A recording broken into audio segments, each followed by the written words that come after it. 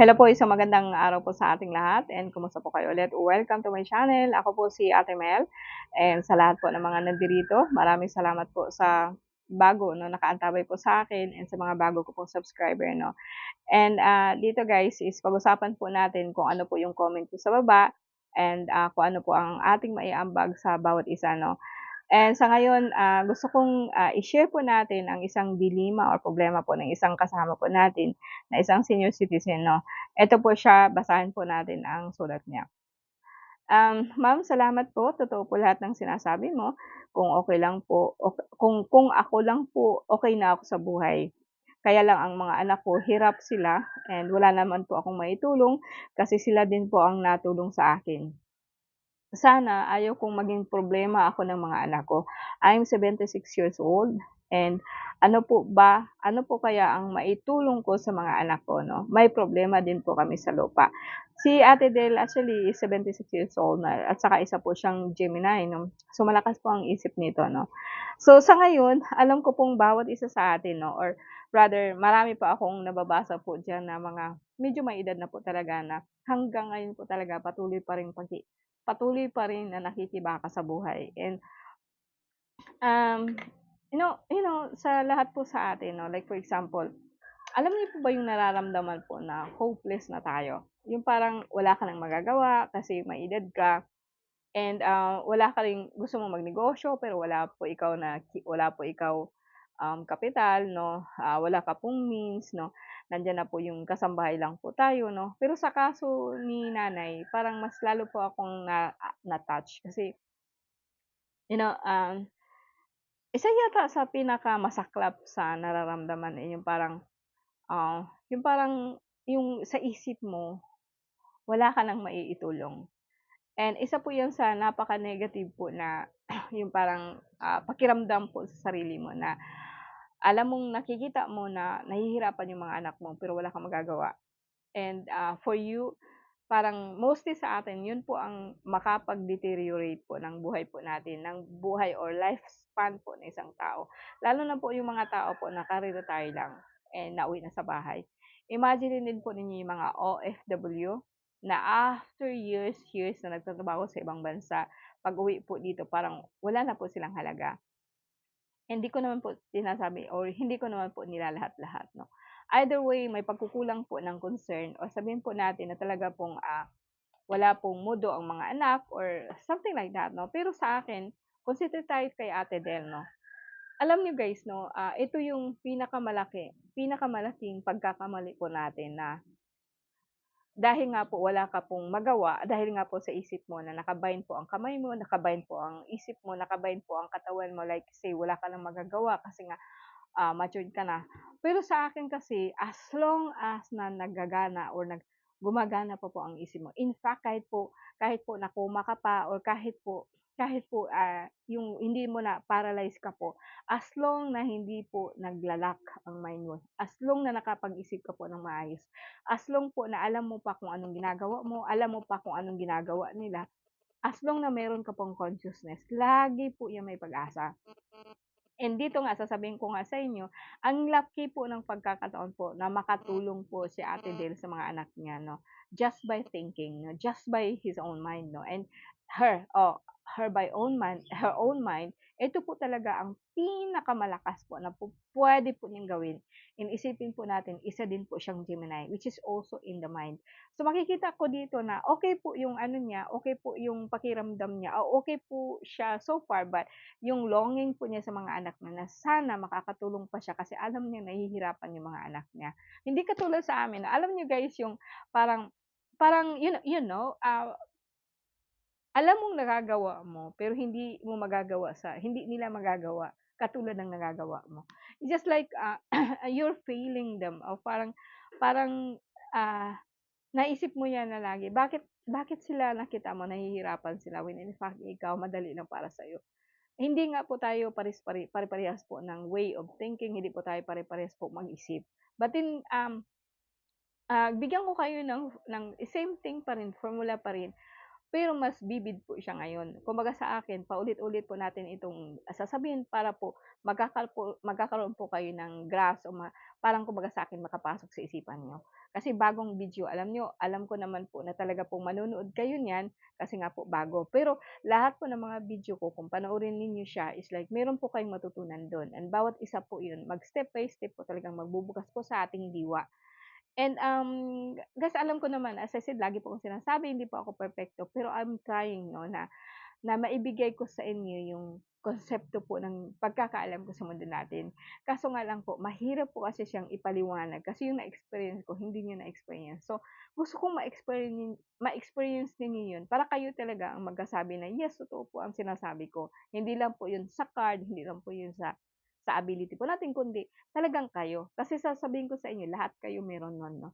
Okay, let's begin, no, kung paano po natin siya gagawin, no?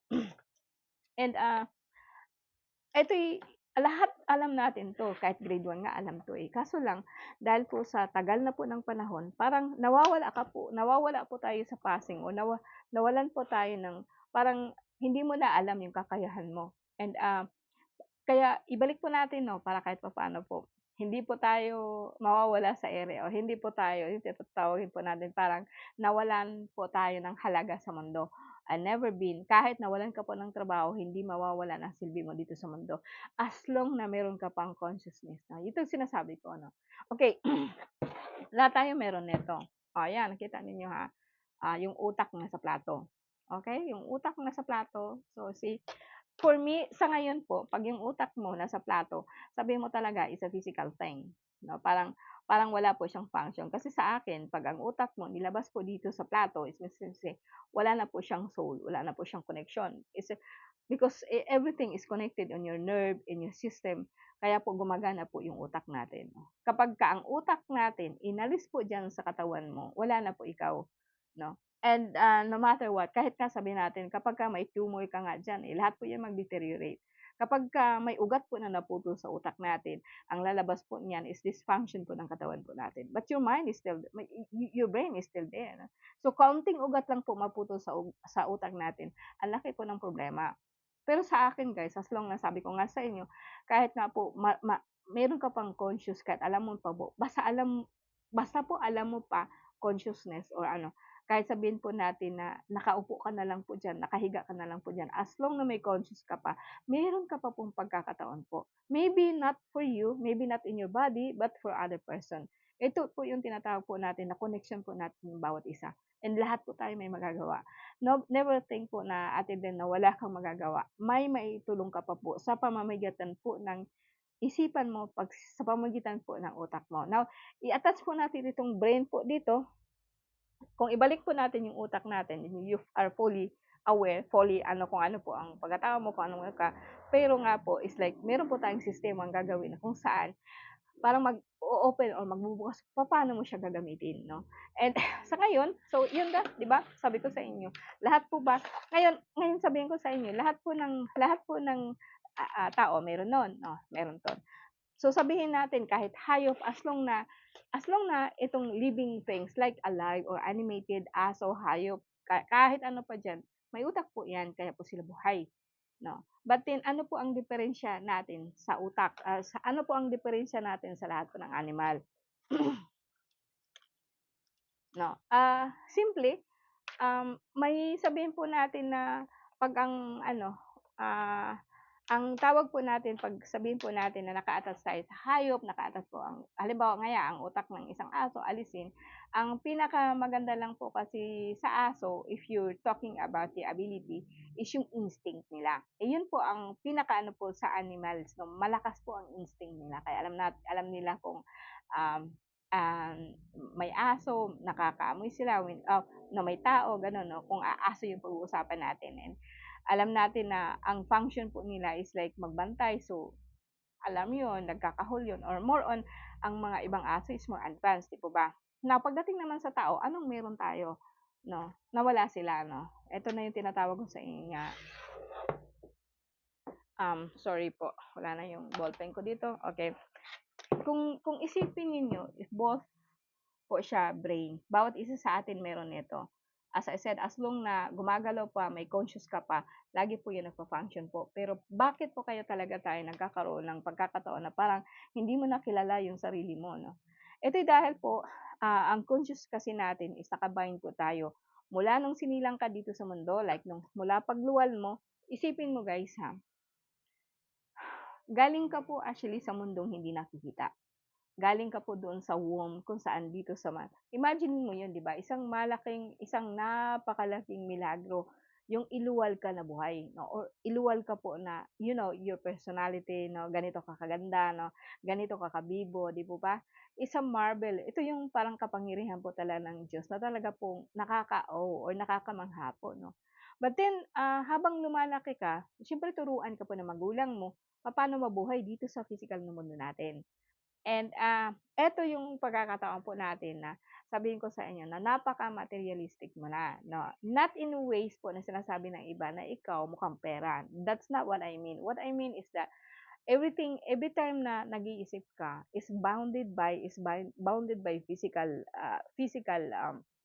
limitasyon or limitasyon po ng pagiging tao mo, 'no. As I said, yung katawan mo kasi sabihin ko nga sa'yo kahit matanda ka na, kahit ano ka na, actually your body is just only a vehicle. Imagine mo lang po na isa lang po 'yang sasakyan. Masira man 'yan as long as makina is okay pa, nagfa-function pa, you're still functioning. Not even na kahit man po ika'y naka-bind pa po diyan sa wheel, makikita ninyo guys na maraming mirakulo nangyayari sa mga tao po na they achieve, extra power kahit wala silang paa, kahit wala silang kamay, which is actually sa mga tao nakikita mo, may kamay nga, may kumpleto nga sila, pero more they are invalid, 'no? So, sorry po, 'no? So, sa ngayon, pag-usapan natin ito kung anong meron ka. Yung mind mo kasi sabihin natin ilagay ko man yan sa plato, that's it. Wala pong buhay yan. Pero 'pag ilagay yan sa utak, nandiyan po yan kung saan nandiyan po ang Diyos na tinatawag natin. It's in your temple. Ito yung temple. Ito yung temple na sinasabi niya, wag kang magsamba sa Diyos-Diyosan mo. Which means to say na ang templo ay hindi gawa ng tao. Of course, no, sino bang makakagawa ng tao, ng utak mo? Wala po, kundi Diyos lang po. Yun po ang tinutukoy sa Biblia. Ngayon, sabihin natin, ito yung left mo na sinasabi ko kung saan alam mo kung paano ka mag-function dito sa physical na mundo. Kaso lang po, pag silang kasi sa iyo, actually, isinara po yan. Sinara po itong ability mo na tinatawag po nating subconscious mind. Kasi kung makukuha mo yan lahat, then you are God. Okay? And then, even though ito lang ginagamit, you still God, kaya lang di mo alam. No? Now paano mo ito magagamit? Paano mo magagamit itong kung saan unlimited sources po ng ating mundo, unlimited sources po ng pagkatao mo is only you can open that. Hindi ko magagawa yun para sa'yo. Pero magagawa ko na pagalingin ang ibang tao just by thinking, just by imagination, just by prayer. Paano nangyayari yun? Just by imagining. Imaginein ko lang po guys na nandiyan ako sa inyo. 'Pag ginagamot ko ang isang tao sa malayo, imaginein ko lang po siya na pinuntahan ko siya and then ginamot ko siya, pinainom ko po siya ng gamot ko, and then inoorasyonan ko siya, hinil ko po siya sa chakra niya, and then it's the same. The same thing will happen if you do that frequently. Kaya lang po talaga ang tao po hindi kasi sanay po sa astral, sanay po sila sa physical na aspect po ng pagkatao po natin. Kaya po tayo nagkagulo-gulo, kaya po tayo parang napakahirap po natin sa buhay kasi lahat po tayo nagfa-function sa mundong physical. Now, i-try po ninyo na mag-function po dito po sa mundo po ng spiritual. Yun ang tinatawag kong physical, spiritual, conscious, subconscious, no? And then, through your imagination, mabubuksan mo yan. Now, paano? Bakit? Ano ba yung imagination mo? It's actually di ko alam kung paano sasabihin, basta ang sa akin lang, um, like bridge, no? Parang sa akin is a bridge or your mind kasi is very mas ang lakas po ng kapangyarihan po ng isip natin. This is why actually yung tinatawag po nating imagination is just endowed by us, and yan po ang hatred po ng lahat. Etong area na 'to at saka etong area, tina-try po nila po yan na ma-close nila by alam mo yung subduing, by takutin ka, by yung actually fear actually is the most powerful emotion para hindi ka makagalaw, no? But actually, fear has nothing to do with your ability. Kasi kung kailangan kasi nilang gawin yun para makontrol ka. And ang aim po natin ngayon is buksan po yun, no? So, sa akin, kung halimbawa nga po si Ate Del, 76 years old, wala na siyang masyadong ginagawa, mostly nakaupo. Ano ba kasi ang ginagawa niyo, Ate Del? Nanonood ba kayo ng TV araw-araw? No?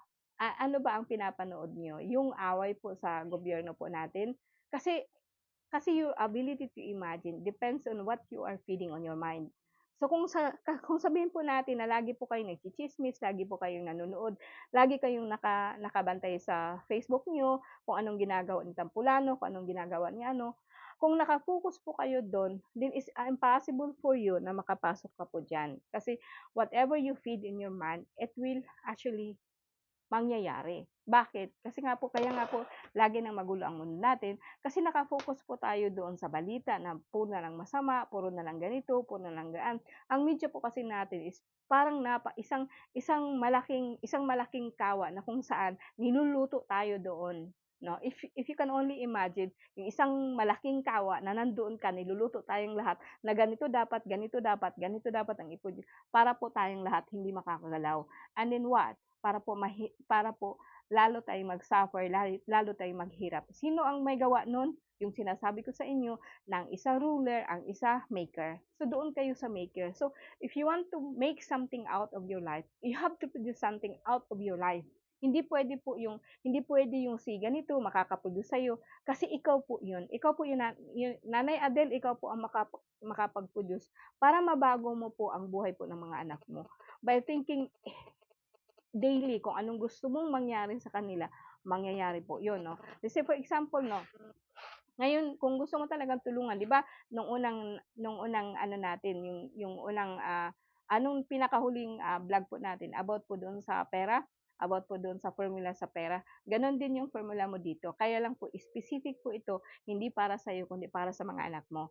For example mo, ano ba yung objective mo na ano yung gusto mong mangyari sa mga anak mo?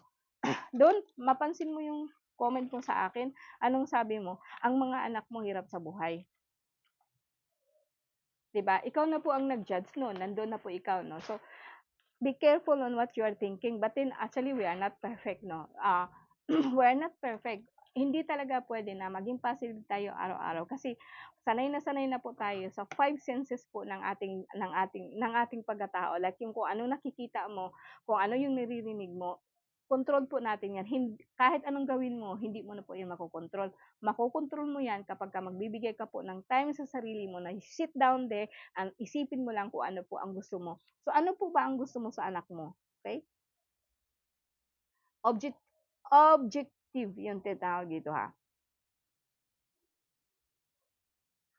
okey? Ano yung objective po natin? Objective. Ano po yung goal natin, 'di ba? Goal, objective, yung gusto mo, yung ano mo, yung desire mo. Ano po ba para sa mga anak mo? So, isipin mo 'yun, 'no. Ngayon yung yung makikita mo sa mga anak mo, halimbawa ngaya, gusto mo ngaya na magkaroon sila ng pera, magkaroon sila ng suwerte. Kumbaga sa akin, yung abundance nila super, super 'no, grabe po, apaw-apaw po ng mga blessing. Then 'yun po ang isipin mo, 'yun ang objective mo na magiging blessing sila, na magiging marami silang blessing na darating sa kanila. Then imaginin mo na wealth sila, huwag mong sabihin na hirap din sila sa buhay, kasi ikaw as a Gemini, actually ang lakas po ng word mo. Kapag sinabi kung ano yung nakita mo tapos sinabi mo ngayon sa akin, sinabi mo sa mga tao na hirap ang buhay nila, and then dinadagdagan mo ang hirap ng buhay nila. So why not say by changing your word, sabihin mo kako na na maswerte ang mga anak ko, mapalad ang mga anak ko, ang anak ko super genius ang anak ko, ang dami po niyang nagagawa sa mundo, ang dami po niyang creative. Basta isipin mo lang po na kung anong gusto mong mangyari. Kung halimbawa nga abundance kaya ang gusto mo din, yun lang po ang isipin mo. Then pangalawa po, alisin mo yung mga harang sa kanila. Alisin mo sa isip mo, no? Alisin mo sa isip mo bakit sila nahihirapan. Alisin mo sa isip mo bakit hanggang ganito lang sila.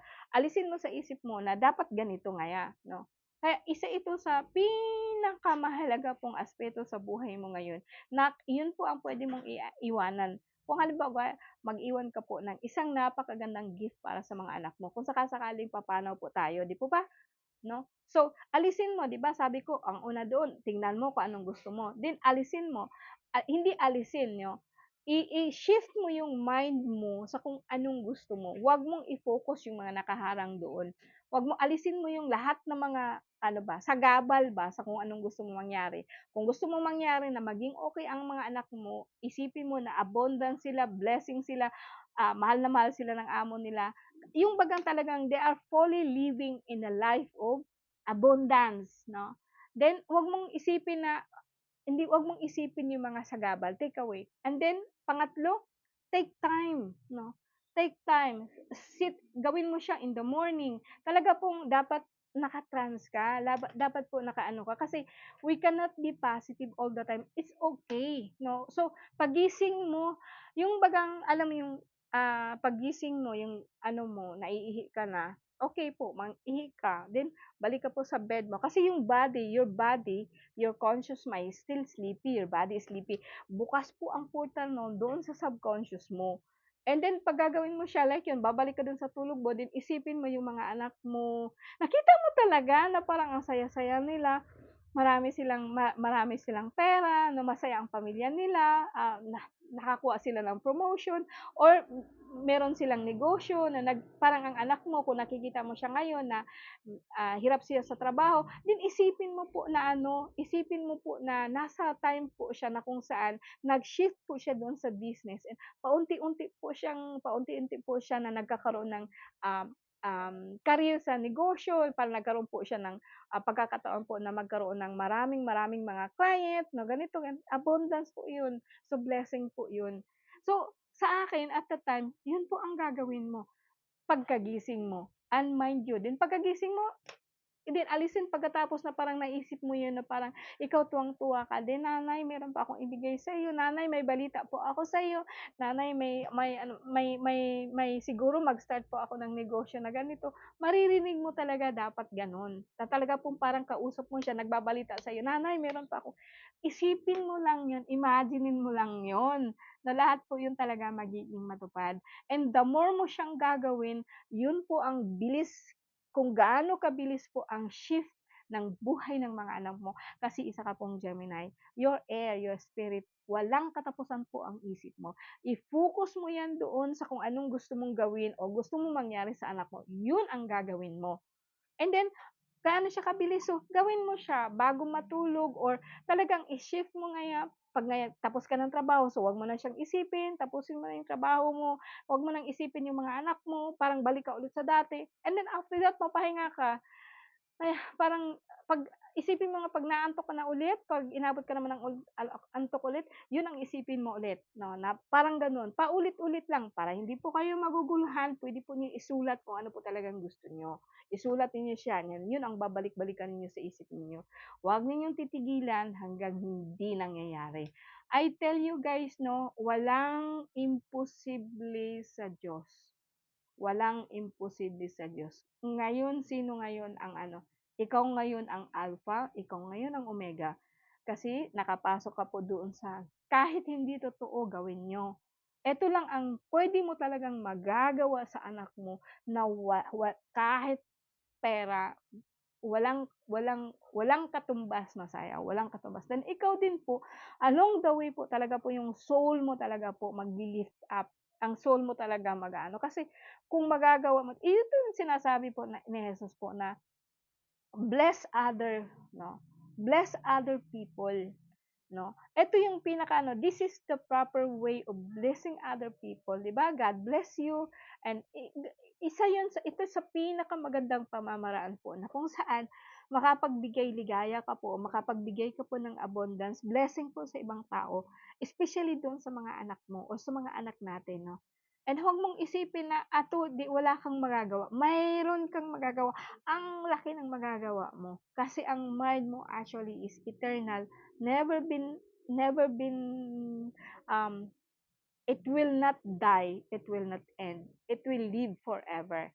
Ito yung tinatawag po natin na si Jesus nasa sa'yo and bubuhayin mo siya po by just thinking kasi actually si Jesus means actually save, 'no?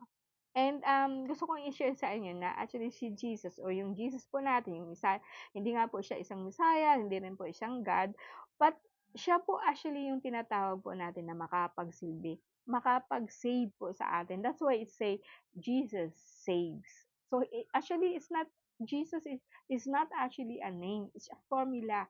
Pero i-she-share ko yan sa inyo. Kaya masasabi ko sa inyo na lahat po actually 'wag mong ipako si Jesus.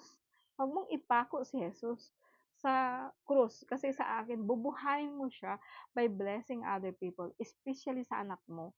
Eto yung pamamaraan ko, Ate Del, na napakaganda, it's a blessing. Kung gaano kabilis ang gusto mo, dun din ka-frequent ang gagawin mo. And mind you guys, kung talaga pong mangyayari yan, I will say pinakamalayo yung 3 days. So depende siya kung gaano ka-vivid ang gusto mo.